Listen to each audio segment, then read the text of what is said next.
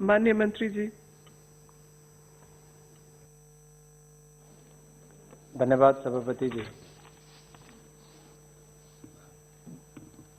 मैं सबसे पहले तो आभार प्रकट करता हूं सभी माननीय सांसदों का, जसबीर सिंह जी से लेकर कुशवाहा जी तक, जिन सब ने आज की सप्लीमेंट्री डिमांड फॉर ग्रांट्स में अपना योगदान दिया और अलग अलग विषयों को प्रमुखता से उठाया है। इस बात के भी आभार प्रकट करता हूं कि जो आपदा के समय केंद्र सरकार ने मोदी जी के नेतृत्व में देश के सभी राज्यों के लिए 138 करोड़ भारतीयों के लिए कदम उठाए हैं, जिसकी भूरी भूरी प्रशंसा लगभग सभी राजनीतिक दलों के लोगों ने की। मैं उसके लिए उनका बहुत बहुत आभार प्रकट करता हूं। और यही एक कारण भी है कि आज आप सबके बीच में जो सेकंड और फाइनल बैच हम इसका सप्लीमेंट्री डिमांड्स का लेकर आए हैं, उसमें कुल मिलाकर 79 ग्रांट्स और 2 एप्रोप्रिएशन की हम इसमें बात कर रहे हैं, जिसमें कुल मिलाकर अतिरिक्त जो खर्चे की हम बात कर रहे हैं, एडिशनल एक्सपेंडिचर की बात कर रहे हैं, वो लगभग 6,28,379 करोड़ है। और इसमें से नेट कैश आउटगो जो है, जो लगभग 4,12,653 करोड़ रुपये के लगभग होगी। और इसमें से जो कैश आउटगो की हम बात कर रहे हैं, वो लगभग 3,79,699 करोड़ रुपया है, जिसमें से रेवेन्यू सेक्शन के अंतर्गत ये पूंजी आएगी। और इसके अलावा जो कैपिटल सेक्शन है, उसके अंतर्गत 32,964.48 करोड़ रुपये इसमें रखे गए हैं। माननीय महोदय, मैं ये भी कहना चाहता हूं कि जो कुल मिलाकर एडिशनल कैश आउटगो है, वो 4,12,653.48 करोड़ है, जिसमें से technical supplementary to be matched by surrender of savings in different section or enhanced receipt and recovery is 2,15,725 crore। और टोकन सप्लीमेंट्री जो है वो 151 लाख टोकन सप्लीमेंट्री की हम यहां पर बात कर रहे हैं। कुछ माननीय सांसदों ने इसमें यह भी कहा कि मनरेगा में क्या होगा, बाकियों में क्या होगा। मैं ये भी कहना चाहता हूं, जब आपदा थी इसमें ज्यादा पैसा क्यों देना पड़ रहा है? जब बजटरी एस्टिमेट 2021 के थे तो मनरेगा में उस समय 61,000 करोड़ रुपए का प्रावधान किया गया था। आपको याद होगा पिछले साल लगभग इसी समय के दौरान जब लॉकडाउन हुआ तो उसके बाद देश भर में पहले 2-3 महीने में तो काम एक तरह से ठप पड़ा था। और जो करोड़ों प्रवासी मजदूर वापस अपने राज्यों में गए, उनको रोजगार के अवसर मिल सके, अन्न और धन की कमी ना हो, इसलिए मनरेगा का बजट उस समय भी बढ़ाया गया। 61,000 करोड़ के साथ साथ 40,000 करोड़ रुपए की हम एडिशनल जो यहां पर ग्रांट दी गई, तो उसमें लगभग 40,000 करोड़ रुपए हमने उसमें दिया। और कुल मिलाकर 1,11,500 करोड़ रुपया इसमें लेकर आए हैं। और एक और हमने उसमें किया कि जो दिहाड़ी थी वो 182 रुपये से बढ़ाकर 202 रुपया कर दी, ताकि किसी गरीब को पैसे की कमी ना आए, उनको वहां पर रोजगार के अवसर भी मिले। और रिकॉर्ड इसके ऊपर बजटरी प्रावधान किया गया, 1,11,000 करोड़ रुपए से ज्यादा उसमें प्रावधान किया गया। और एक बात और, हालांकि इससे सप्लीमेंट्री डिमांड से नहीं जुड़ा है, लेकिन मनरेगा से ही जुड़ा हुआ है। इस साल के बजट में भी माननीय वित्त मंत्री जी ने 73,000 करोड़ रुपए का प्रावधान मनरेगा के लिए रखा है। तो कुल मिलाकर इसके माध्यम से ग्रामीण क्षेत्रों में रोजगार के अवसर भी मिले और विकास भी हो, उसका प्रावधान भी किया गया है। जहां तक डिफेंस के कैपिटल सेक्शन की बात हो, उसमें भी 20,626 करोड़ रुपए का जो हम कैश आउटगो की इसमें बात कर रहे हैं। आपको पता है कि जब से मोदी सरकार आई तब से जो पूर्व में बुलेट प्रूफ जैकेट्स भी नहीं खरीदी गई थी, हमने रिकॉर्ड बुलेट प्रूफ जैकेट्स भी खरीदी। लड़ाकू विमान जो नहीं खरीदे गए थे, हमने वो भी खरीदने का काम किया। यहां तक कि राफेल विमान खरीदने का काम भी किया। और हमारे माननीय रक्षा मंत्री जी यहां पर बैठे हैं, राफेल विमान लाने का काम भी, सीमा पर भारतीय सेना को मजबूत करने का काम भी। और जब चीन अतिक्रमण की भूमिका में था, तब पहले माननीय प्रधानमंत्री जी भी और रक्षा मंत्री जी ने भी बॉर्डर पर जाकर अपने सैनिकों का मनोबल भी बढ़ाया। तो वहीं पर हमने कैपिटल आउटगो भी यहां पर बढ़ाया है। इसलिए कि भारतीय सेना को उपकरणों की कोई कमी ना हो, उसमें कोई कमी किसी तरह से ना आए, सेना को मजबूत करने का काम भी किया और उसका प्रावधान भी किया। सर, आज सुबह भी माननीय नितिन गडकरी जी यहां पर परिवहन मंत्री अपनी उत्तर दे रहे थे और मुझे नहीं लगता पूरे हाउस में उनसे कोई मतभेद भी रखता हो, क्योंकि हर सांसद को वो और उसके क्षेत्र के लिए सड़कों का एक जाल बचाने का देश भर में काम मोदी जी के नेतृत्व में नितिन गडकरी जी ने करने का काम किया है। और इसमें जो 10,000 करोड़ रुपए का प्रावधान किया गया वो भी रोड ट्रांसपोर्ट एंड हाईवेज के कैपिटल सेक्शन के लिए किया गया है।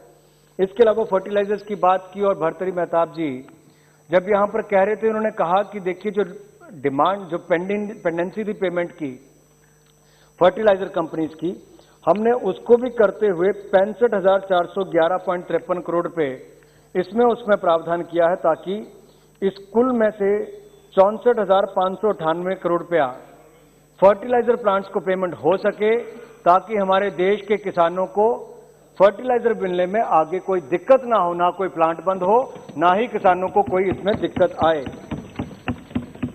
इसी तरह से सर कुछ एडिशनल अमाउंट इसमें है जो प्रधानमंत्री गरीब कल्याण योजना के माध्यम से, दादा जो आप पूछ रहे थे, वो इसलिए भी थी सर क्योंकि जब अन्न और धन की कमी ना आए, ये हमने आपदा के समय किया और तब हमने ये नहीं सोचा कि कितना खर्चा आएगा, ये मन में संकल्प लेकर चले थे कि देश का गरीब से गरीब व्यक्ति भी भूखे पेट ना सोए, और ये नरेंद्र मोदी जी की सरकार ने किया।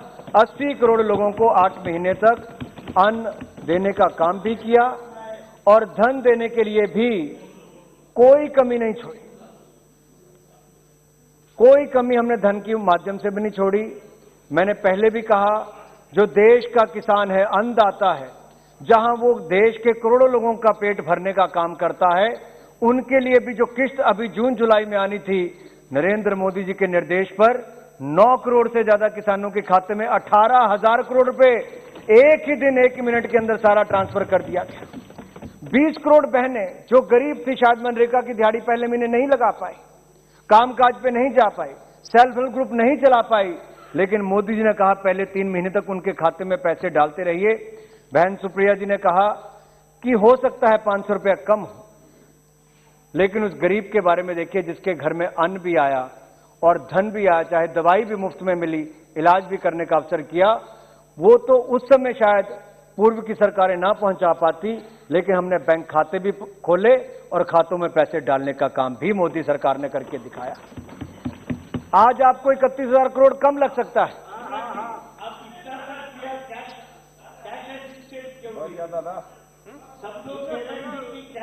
दादा सुनिए तो सुनिए जरा भीतर उतारिए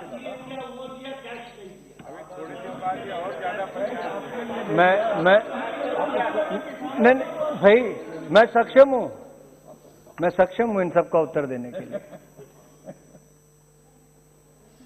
माननीय स्पीकर महोदय, मैं आभारी हूं। सुगौता राय जी ने बात कही, मैं इस पे बिल्कुल राजनीतिक उत्तर नहीं देना चाहता था, अभी भी नहीं देना चाहूंगा, लेकिन इतना जरूर कहना चाहूंगा, हमने जब अन्न भी केंद्र सरकार ने भेजा, कुछ राज्यों की सरकारों ने यहां तक मन छोटा किया कि उन्होंने उस अन्न की बोरियों पर भी अपनी मुख्यमंत्री की फोटो छापकर, अपने नाम छापकर राजनीतिक लाभ लेने का काम किया।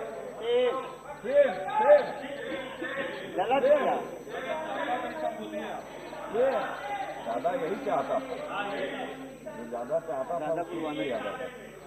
सर, हमने गरीब के पेट की भूख को देखा, उसके दर्द को समझा, उसके दर्द को दूर करने का काम किया।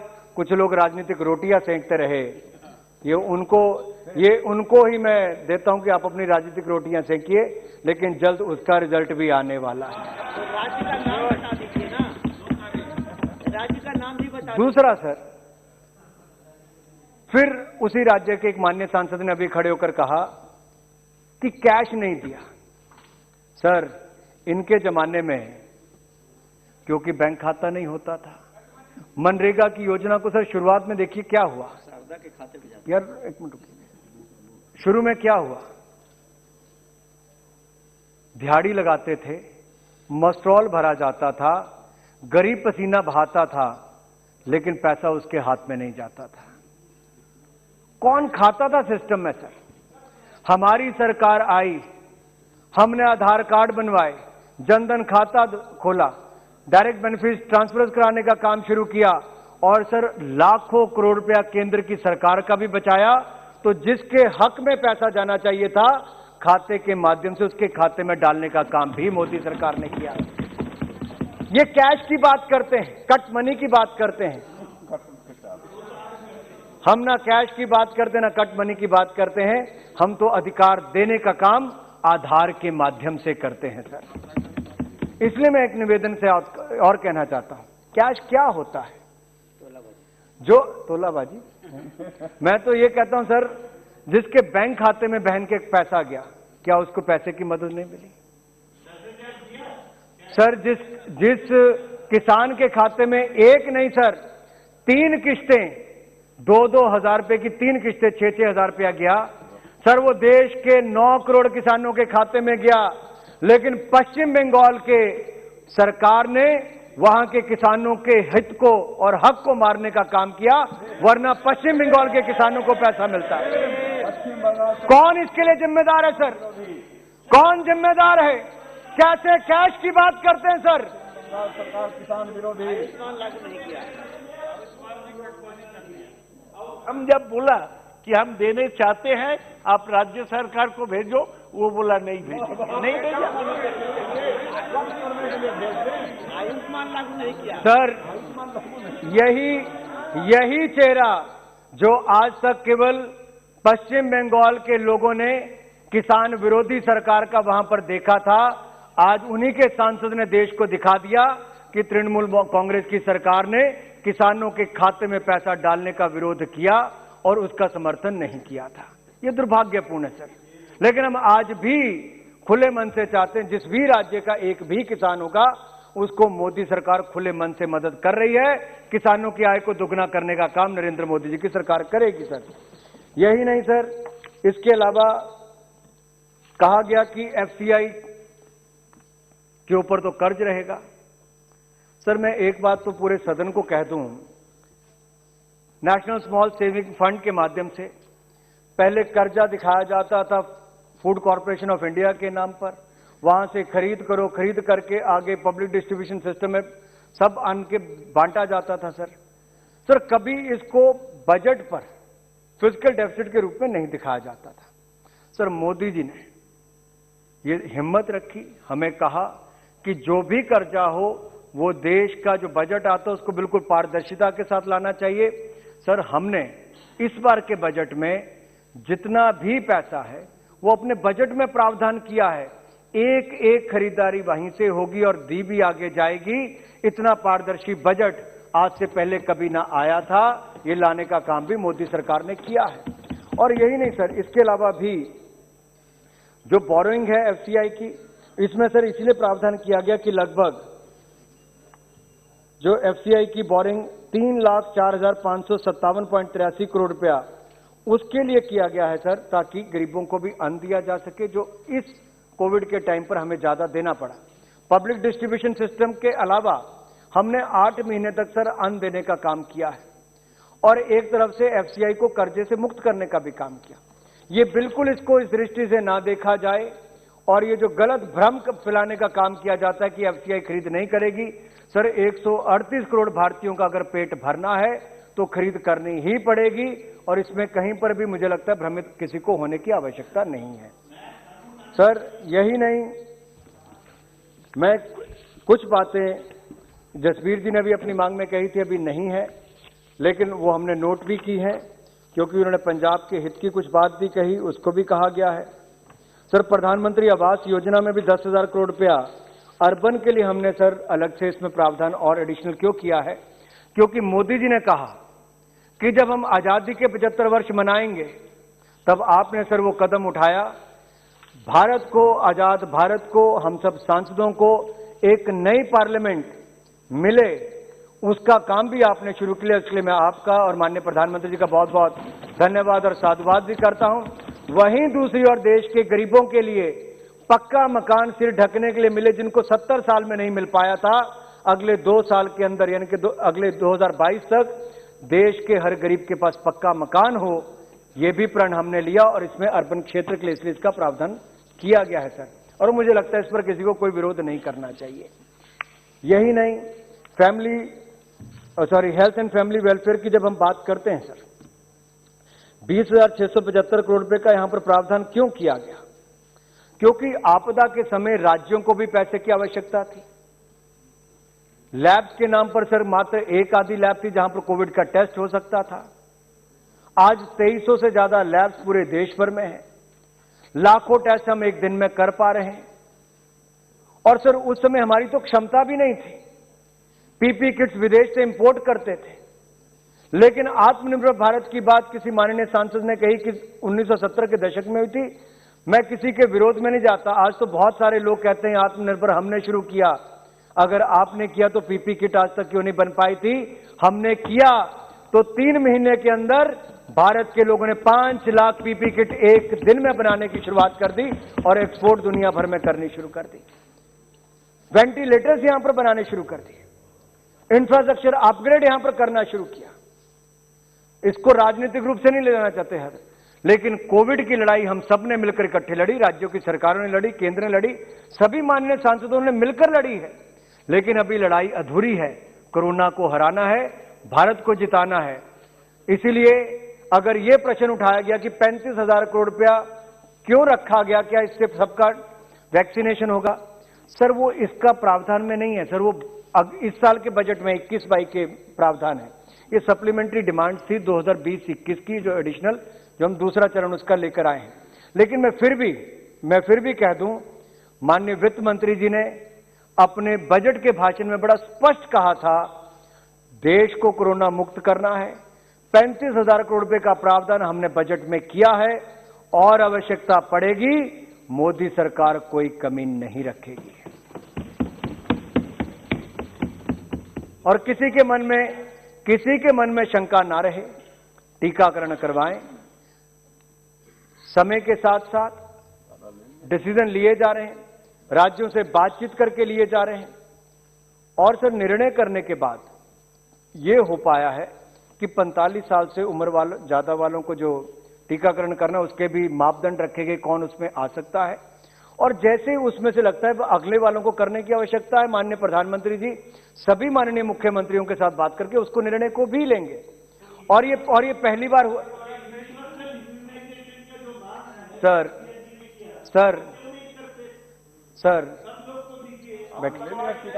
सर, हमने केवल भारत के लिए नहीं, दुनिया के तमाम देशों को मदद करने का काम भी भारत ने किया।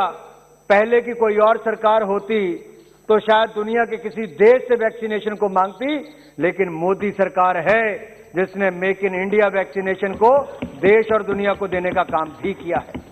इसलिए इस विषय पर राजनीतिकरण ना हो। हमने अपनी क्षमताओं को भी बढ़ाया है, आप भी थोड़ी अपनी क्षमता को बढ़ाइए। यही नहीं सर, इसके अलावा जो सीआरआईएफ के पैसे की बात की गई एनएचएआई में, वो भी 6,220 करोड़ की, इससे सभी देश भर में सड़कें बनाने के लिए किया गया है। सभी माननीय सांसद इन सब बातों से अवगत भी हैं। एक माननीय सांसद ने कहा कि पैसा हाथ में नहीं गया।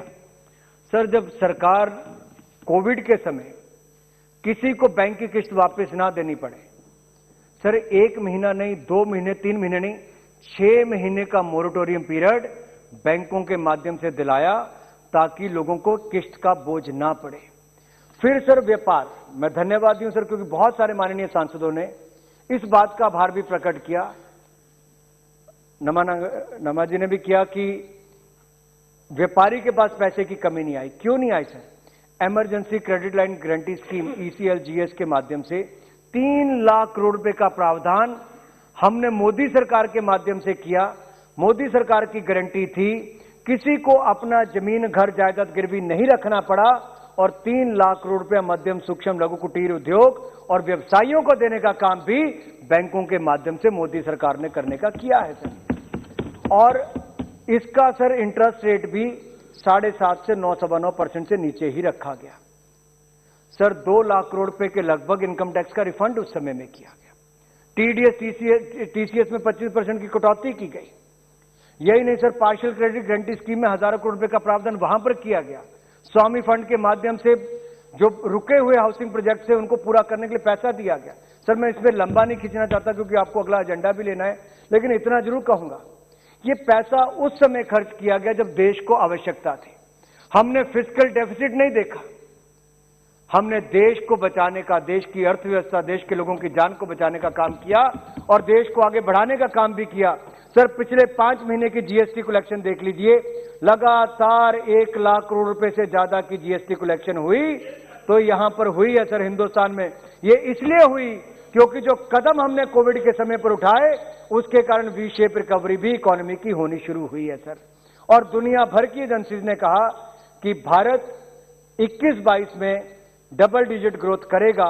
ये दुनिया के शायद ही किसी देश को ये मिला हो, ये भारत को मिला क्योंकि नरेंद्र मोदी की सरकार ने सही कदम उठाए हैं। मैं सभी माननीय सदस्यों का एक बार फिर आभार प्रकट करता हूं कि उन्होंने अपना योगदान इस चर्चा में दिया और समर्थन किया है। मैं आपके माध्यम से सभी माननीय सांसदों का, मुझे पता है 5 राज्यों में चुनाव चल रहे हैं, उसके बावजूद वो अपना कीमती समय निकालकर यहां पर भी आए, समर्थन भी किया। सबका बहुत बहुत आभार।